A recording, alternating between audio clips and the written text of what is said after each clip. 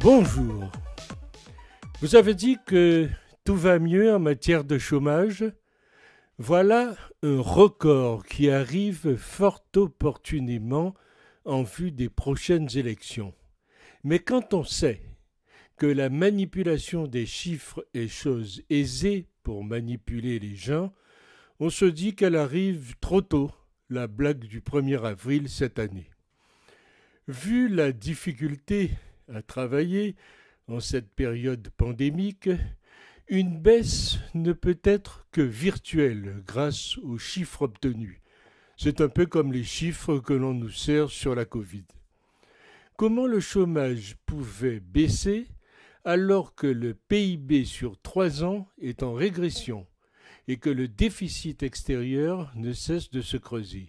Effectivement, si l'on fait glisser un grand nombre de la catégorie A, seuls considérés, vers les B et C, on peut afficher une baisse factice, exactement comme le pouvoir d'achat, qui ne fait qu'augmenter selon les sources gouvernementales.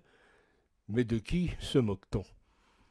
Un sondage qui s'adapte bien à l'élection présidentielle, il avait augmenté de plus 0,1% au troisième trimestre 2021, soit 52 000 chômeurs de plus, et il a fait un bond quatrième. Par quel tour de magie?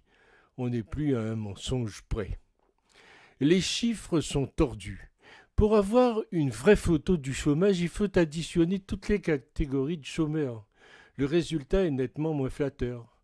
M. Macron est un expert en traitement statistique du chômage. Ça, on ne peut pas le lui retirer. Positif, direz-vous, mais en trompe-l'œil, on assiste à un rebond économique de rattrapage dopé par les aides massives de l'État et d'autre part, les employeurs, qui ne s'y trompent pas, embauchent essentiellement en CDD. Après les élections, le rebond s'estompera et la véritable situation économique réapparaîtra, telle qu'elle est fondamentalement.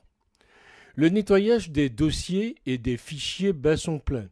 S'il y avait vraiment tant de monde en plus au travail, les caisses de la Sécu et les caisses de retraite s'en apercevraient.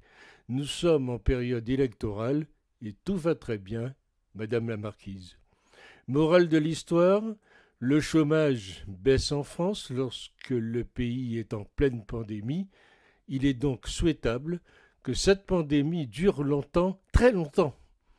Tel Moïse, M. Macron trace son sillon, écartant d'un côté la mer du déclinisme et de l'autre celle de la perfidie.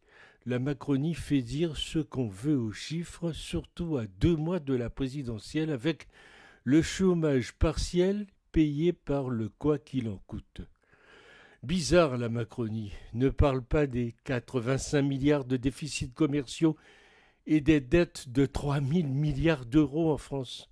Il s'agit donc, à 90 jours des élections, de présenter un tableau enjolivé, un village Potemkin en quelque sorte. Il n'y a donc pas, objectivement, de quoi pavoiser sur la baisse du chômage.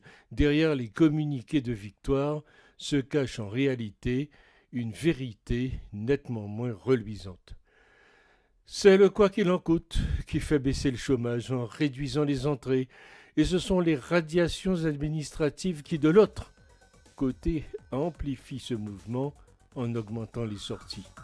Il est donc très important de nuancer très fortement les affirmations gouvernementales.